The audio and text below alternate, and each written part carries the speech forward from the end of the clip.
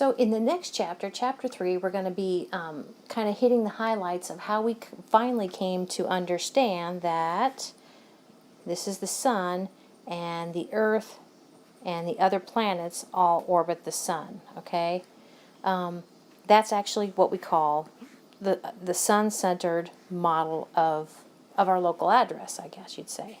The sun being at the center of the planet's orbits. But the competing thought that prevailed for years and years and years was that actually the Earth was at the center of everything, and the sun orbited the Earth, as did the other planets, as did all the other stars orbited the Earth, kind of like the celestial sphere model. Okay, this is called the sun-centered cosmology, and this is called the geocentered, geo meaning Earth.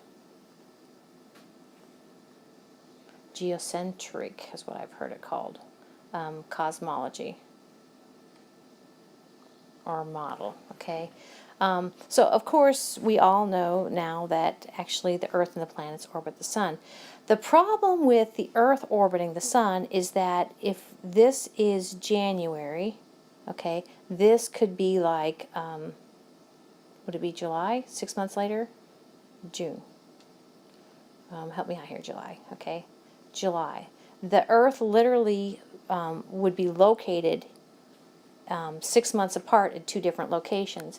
If that was the case, and it is the case, then we would expect parallax to set in. Now what parallax is if you are the observer, in this case we are the observer on spaceship Earth, if you are the observer and you move, okay, then actually stars are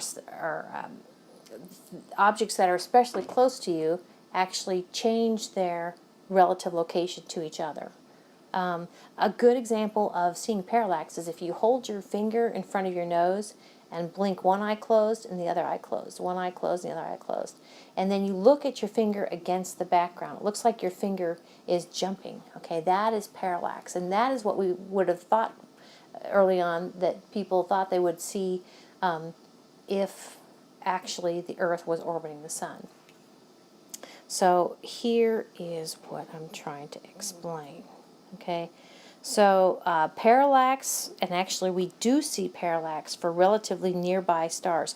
That's the catch. Now take your finger and put it out far away. The farther away you put your finger, okay, and close one eye and close the other eye, kind of blink back and forth, the less shift you see your finger in the back against the background that you're holding up against. Okay, so for nearby stars, we do see, actually, as we change our location, as we orbit the sun 6 months apart, we do see the star, a nearby star, move against the background stars. So here in July, we would see it here, and here in January, we would see the star over here against the background star. So that is seeing parallax for stars that are nearby. Distant stars, we don't see parallax because they are so darn far away.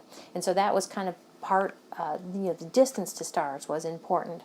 And actually Galileo, looking at the Milky Way, saw that that cloudy stuff was actually little tiny stars that look so small because they were very far away. So you're not going to see parallax for distant objects.